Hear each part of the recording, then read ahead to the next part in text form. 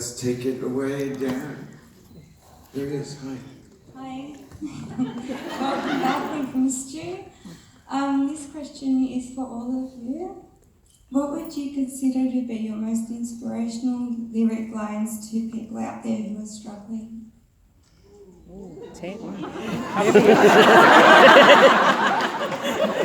Yeah, you know, oddly enough, lyric lines, as much as I know it, which is, in a way, you know, it changes people's lives. It brings them to another place. It carries them through bad times, you know, and being human, we go through a lot of bad times. But it also brings you on the other side. There's an enlightening side, which is positive. It's my life is a perfect example of strength, love, and beauty. And living on a prayer, we all know where that's been. There's been a lot of, you know, welcome to wherever you are comes to mind. They're not all just songs about, you know, Tico's suggestion there, you know, something that got somebody through, but they're also happy memories too. Bed of Roses or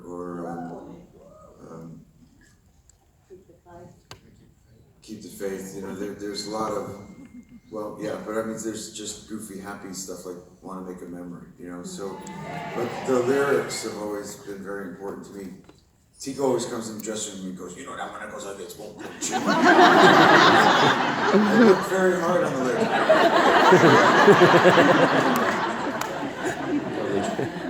You know, we got on a plane last night, and you guys were at the show last night. There was a little mistake in Born to Be My Baby. Tico never.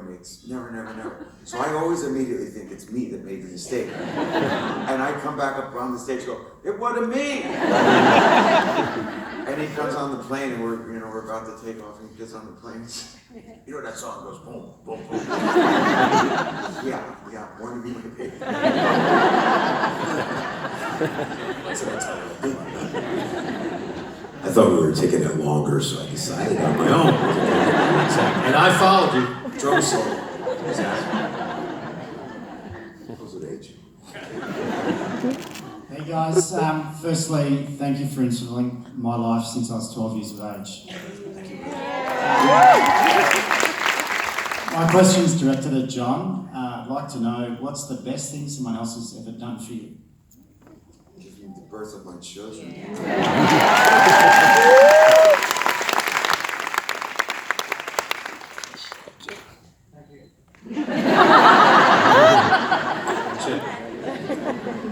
G'day guys.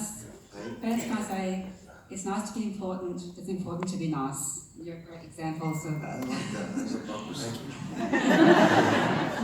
My question is, I grew up in prehistoric times before the internet and social media, and wondering from the artist's point of view, how the trend of the audience viewing concerts through mobile devices has influenced or changed your experience of performing. It hasn't. I know some artists that get really freaked out about people recording their stuff on their phones and putting it up. I don't care. You know, I don't care. I don't think you can stop it. Not that you could not stop it, but I was never worried that we didn't sound good anyhow, so I was fine.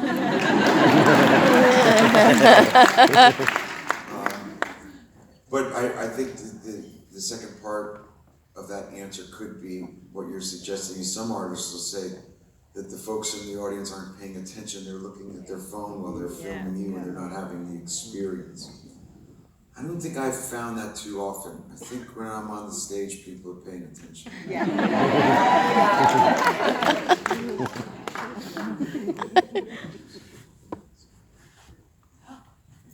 Hey guys, my question's for Dave. Yes. Last night in Brisbane, you did your two-hand thing, and we were waving at you. What's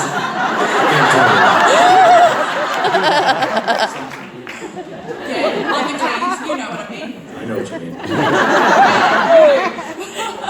Anyway, you caught our eye, we were waving, so you had your two hands going, and you kind of waved at us with your foot. I can't do this, so I won't. That's exactly what you did. So I was wondering. I was using both hands. Yeah. wondering about your coordination, because mine is shit. So with experience, or you know. Just piano playing is, you use both hands and use your feet. I wasn't using that foot at the time. It was pretty cool. It was pretty cool because I was like, wait a minute.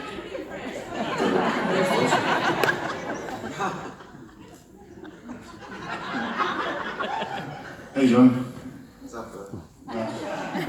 Love you. Love all of you. What would the three of you be doing if you weren't rock stars? I didn't have a plan B. Yeah, neither did I. I didn't have a plan B. There was no plan B. But fortunately, It worked out. well, more for me and Dave than for T, but the drinking age was 18. So you could sneak into a bar at 16 and play. So there was no plan B because we weren't burdened with responsibility of grown-ups. We didn't have to worry about getting a job or anything.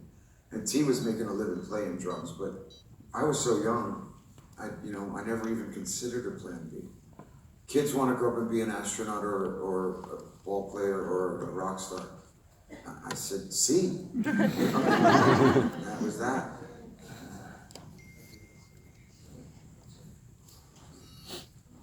Hi, John. This is so exciting. I can't tell you. I'm here because my very good friend Carolina, who is celebrating her 50th birthday, she'll probably kill me for saying that.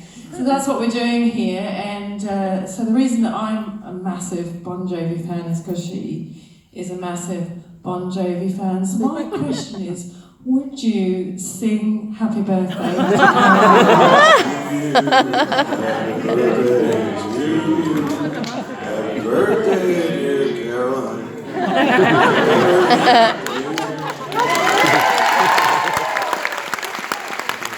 It had to be the Elvis version. Not one dog yet. Happy birthday, baby.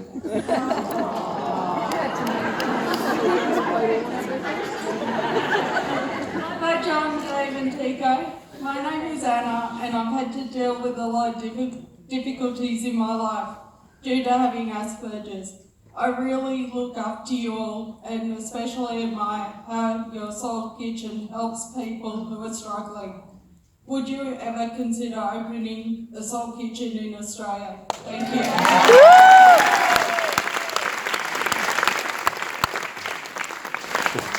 It's a long way to go to work.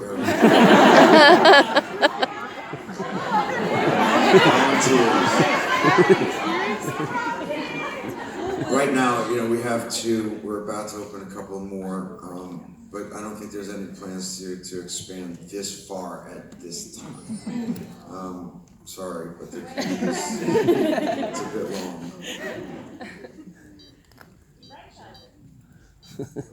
Yep. Hey John, I'm Dan. This is all three of you. What are your leadership principles that you guys have used to make you so successful?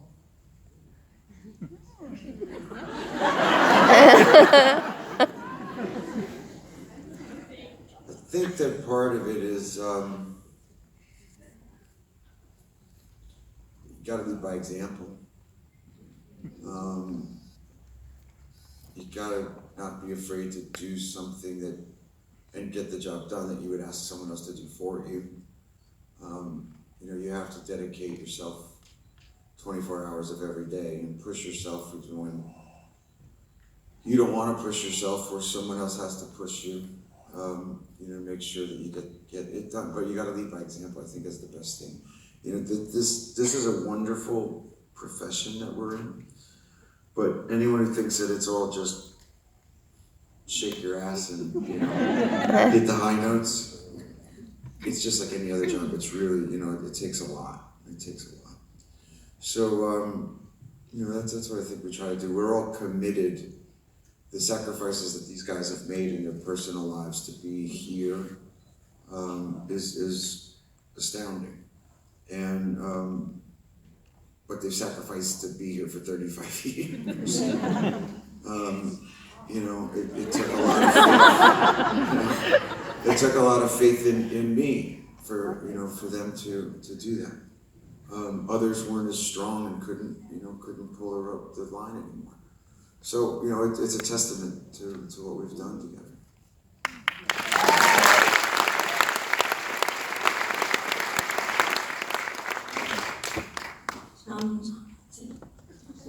Hi guys, sorry, super nervous. Firstly, quickly, I just want to say thank you. You guys changed my life at 13 and you change everything about it every day. Thank you. My question is though, relating to the music industry. I have a 13-year-old who's a vocalist, writes her own stuff, very dedicated. Any advice you can give to up-and-coming artists in this day and age? Question to all of you. First is, be good at your craft, write the best songs that you can, be the best at playing or singing. And now with the world of the internet, everybody can get on YouTube and Insta everything and get a big reach. But first you have to have the goods. Yeah, I always find that personal contact with other musicians, play with as many other cats and girls and musicians that you can. That's what you're feeding off each other.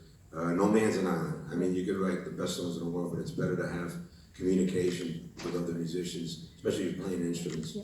It's a great language. You don't need to speak it. You just do it with your hands and your mind and your heart. Yeah, so play with as many people as possible. And ultimately, be true to who you are. Fads and fashions come and go, and something's popular today, so your 13-year-old might say, I want to be like blah, blah, blah. But by the time they learn how to be like that person, styles move on. So one thing you got to do is be true to who you are. And that's how you get to stick around for 35 years. Thank you. Appreciate that.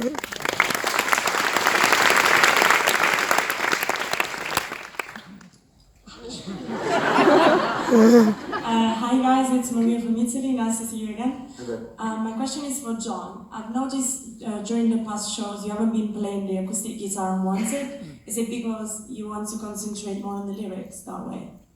I just thought of it, I've been playing this song the same way for so long, to just, how do you change it up without changing it, without making it a hip-hop beat or a reggae version, It's like, how do we tell the story just a little bit differently? There was years that I would have the audience sing along just to prove that they knew the choruses and the lyric. There was times when, it would be an important prop for me at the end of the song. But this time around, I just feel like I'm deeper in the lyric. And personally, I think I'm singing my ass off. But it's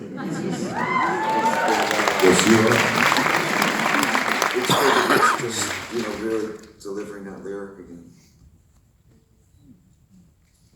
Hi guys. My question is for all of you. With so many great artists taking residency in Vegas, is this something that you would consider, and have you been offered this? We've been offered it 100 times. I haven't had any interest in it. I wouldn't mind a residency in Sydney. Yeah.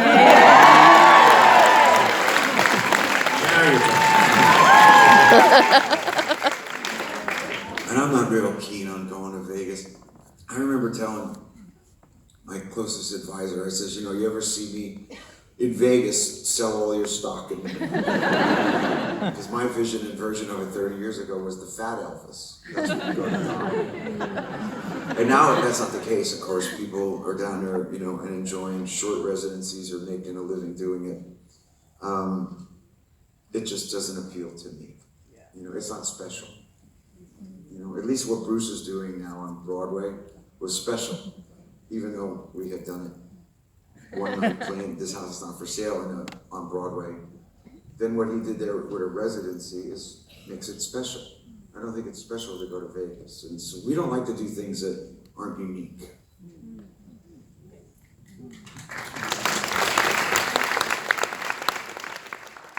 Good day, John. It's Simon here. Firstly, thanks so much for being the soundtrack to my life since I bought this T-shirt. You guys, and thanks for still doing it. You guys are rocking it. Still doing it. You wore them loose back then, yeah. The style's changed, as you know. I had a question just about the songwriting process, and these days you mainly do with John Shanks or Billy Falcon, and I'm just wondering how you do that. Do you sit in a room together, or does one of you draft it and send the other one to edit, or? No. If I choose to co-write with one or both of them, I go in there with the idea and then just, tell you, here's what I need. This is what I'm doing. Both of them bring something unique. And I'll give you a great example. This House Is Not For Sale is a very important song to me. And I had the first verse and the title and the whole thing mapped out. And John changed the chords around. And I knew that Billy was that great additive lyrically.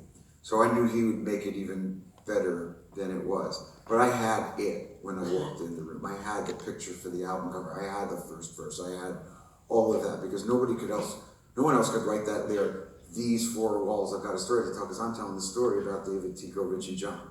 Who could write that? Me. That, it's my story. So, but I do give credit where credit is due. Billy or John, in the instances where we do collaborate, everybody pitches in. It's good. It's great. Yeah. Maybe.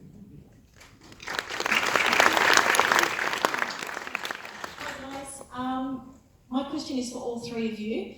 My daughter is 16 years old. She is a drummer, and she is very good in my opinion. And she plays it hard. She's having some issues with her teacher at the moment, who has had to take a bit of a break. I'm trying to convince Erin to possibly try other drum teachers, learn different techniques, new styles, different ways of playing. And she's like, no, I want to stay with Red. So I wanted all three of your opinions as musicians and also as parents, whether she should stick with the one or whether she should diversify and try with other people. Well, obviously she likes her teacher, but she's going to get something different from everybody else, a different attitude. I mean, Elvin Jones, John Coltrane's drummer, was my mentor, but so was Joe Morello from Brubeck Band. And so you really get off everybody. And if you listen to records and try to emulate, we used to spend hours trying to put that needle on there just to get, how to get that riff, just to emulate. You learn by copying, and then you find your own voice. If she can find in her heart to find another teacher, she'll probably enjoy that too and have diversity. My advice is, get somebody else as well. Yeah, sure. My advice is for her to tell your daughter that she doesn't have to be exclusive to one. There's no reason why she can't have both. This one could be on Tuesday and this one on Thursday, or this one in 3 months from now. It's not, like marriage where you're supposed to have only one. That's why I'm not married.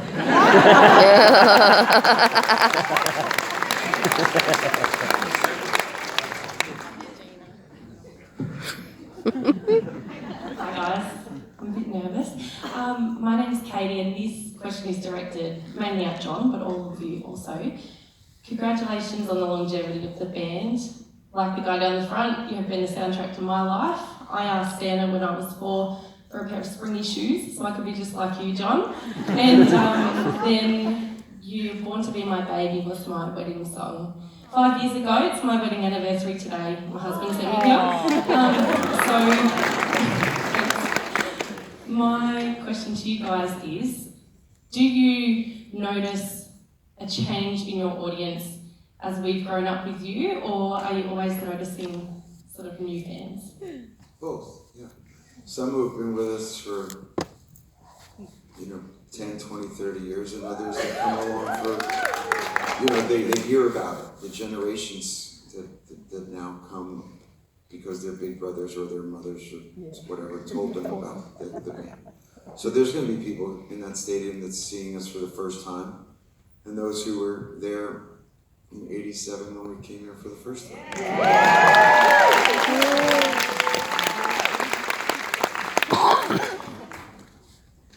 30 fucking years. I was still looking.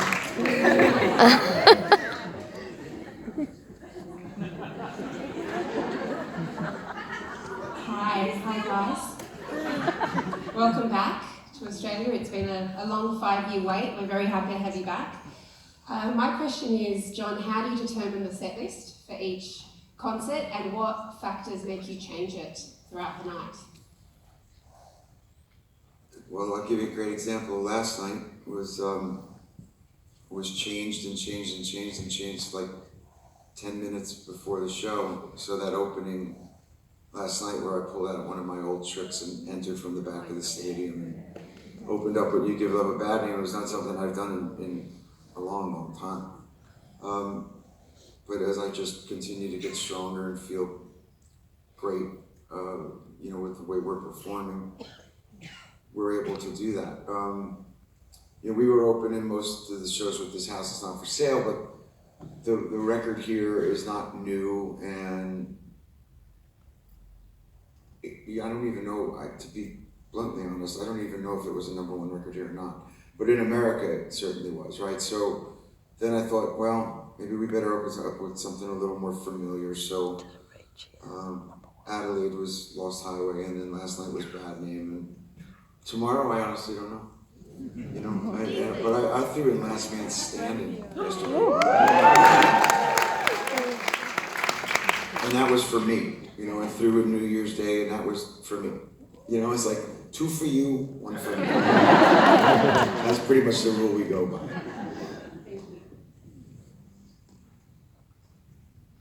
Hi guys, I'm Marion from South Carolina. Hey, did you get lost? I just found my way. A question about, well, first of all, congratulations for the Rock and Roll Hall of Fame.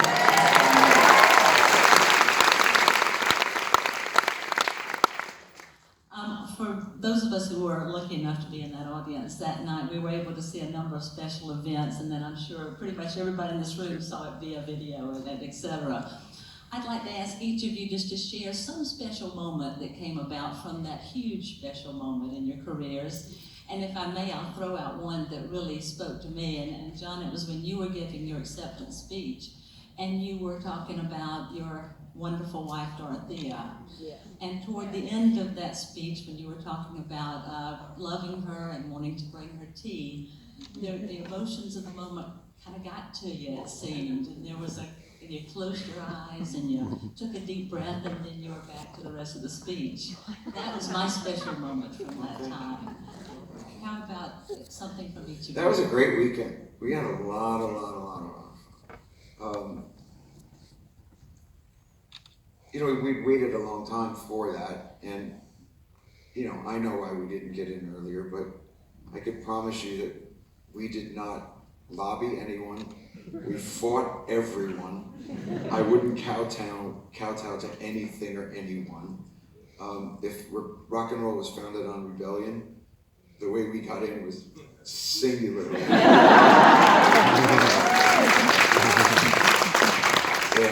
And right up into the last minute. But when we did get there, we threw a great celebration for all the people in our careers since the very, very, very beginning. The first record guys, the first managers, the first everythings. We invited and flew a ton of people in, and it was a glorious weekend. And then we went back to the tour, but it was I don't know. I mean, the awards and all are really nice to sit up on your shelf, and that's great. But that one's special for me for one reason. I think it just puts us in a place where there's maybe 150 bands in it. So every kid who ever strummed a broomstick or a tennis racket in his bedroom and dreamt of singing a song, there's only 150 bands on the planet ever, from Chuck Berry and Elvis to today. And we happen to be one of them, so it is a great honor.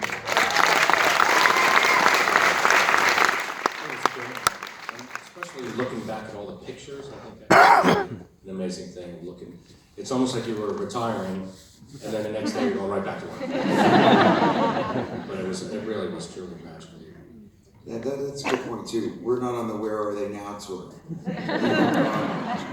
A lot of people, when they finally get inducted, you know, they have that moment to come and play again, and even some of the former members of the band that aren't able to do this, you know, they got to revisit it for a second. The next day we went to Orlando, Florida and played, and we've been playing since, and you know, we're still doing it at this level, which is very, very, very rare. Thank you for that.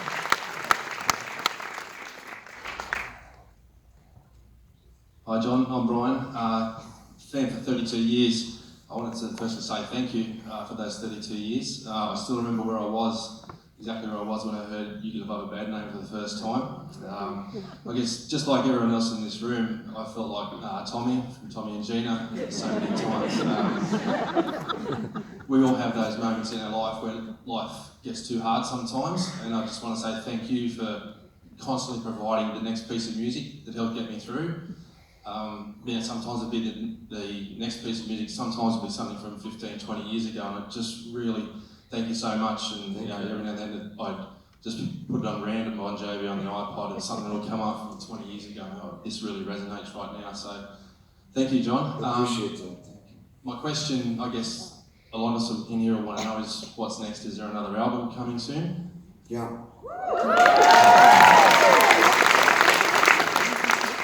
Yeah. We're writing, and I've been writing a lot, and I think we're finding the messaging, and I feel very confident that, you know, they're very good songs, and I wish I could play it for you, but I'm afraid you'd all bootleg it and put it out. Well, John did play for us on the plane the other night, and it's incredible.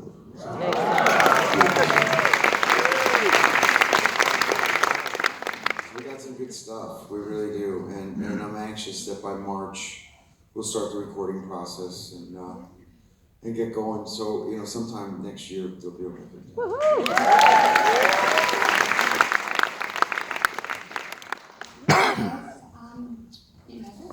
I just want to ask, what song do you wish you wrote that another artist has written? Yeah, that's a great question. There's a long list, but that's the greatest compliment I always pay a song. I wish I wrote that. So, about 10 Leonard Cohen and Tom Waits songs to start. Beatles stuff, of course, would jump off at you like that, because that was a special time when those two wrote together.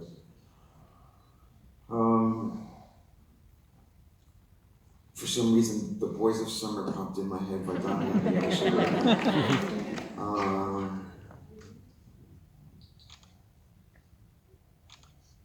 I don't know. Now you're putting me on the spot, but man, you know, I mean, there's so many of my heroes that I was emulating. You know, whether it was Bruce or Petty or Prince or Dylan or Waits or Cohen.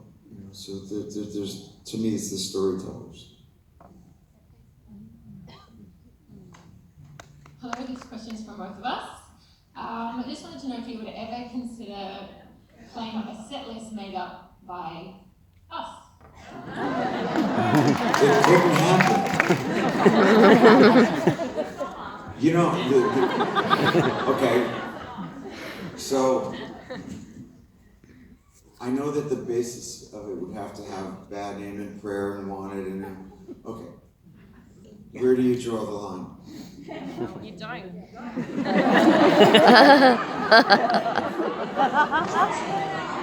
The batteries go dead after about 2.5 hours. So after 2.5 hours, they start to fade.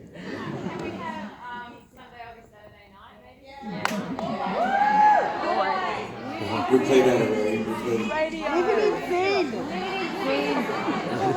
all songs that we've played.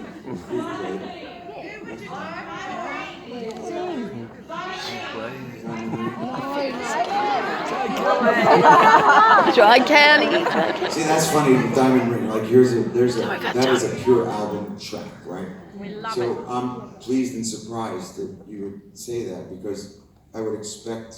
Well, actually, it's not fair. In this audience, I would expect you to know album tracks. But by and large, when there's 50, 60, 70,000 people, I'll play Amen, and they go, what song? They want to hear I'll Be There For You and Bed of Roses, and you ain't never gonna hear Tokyo. We just played Tokyo, we didn't even do it there.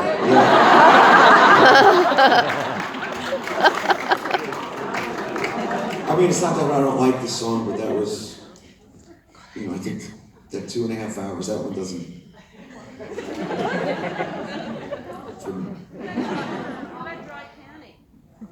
Dry County, Yeah, I love playing yes. that song. I played it. Yes. These fuckers won't learn.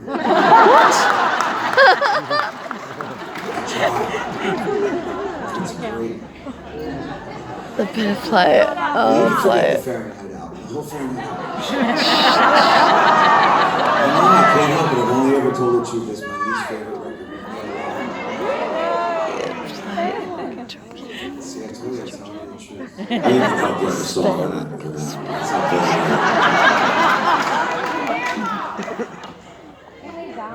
the reason. Oh, yes. I'll see what the feel of the Radio. room is. You can't do Make a Memory and Diamond Ring. These are also the things that they sing. All right, you see, troublemakers. Have you guys been drinking already?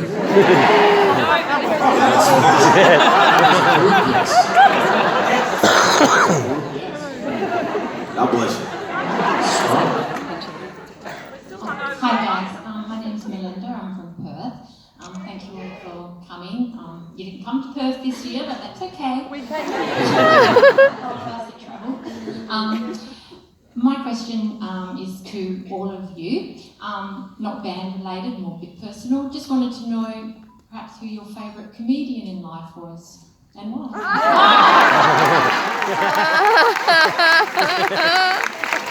I love Richard Pryor.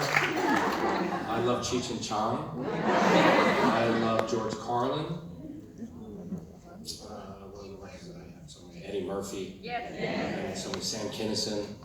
Now there's new guys, there's a whole bunch of new guys. Bill Burr is great. And I love comedians. They're funny. The smart ones that just look at life in a really different Yeah, tell angle. them about those new ones. What was it? Oh, Sebastian Maniscalco. Yeah. He's sick. Another guy, Robert Kelly. Check him out. He's really funny. I like Dave. Makes us laugh so much. Actually, my daughter's doing stand-up comedy for the last couple of years in New York. She's funny. Go figure. She's around me. She goes, Dad,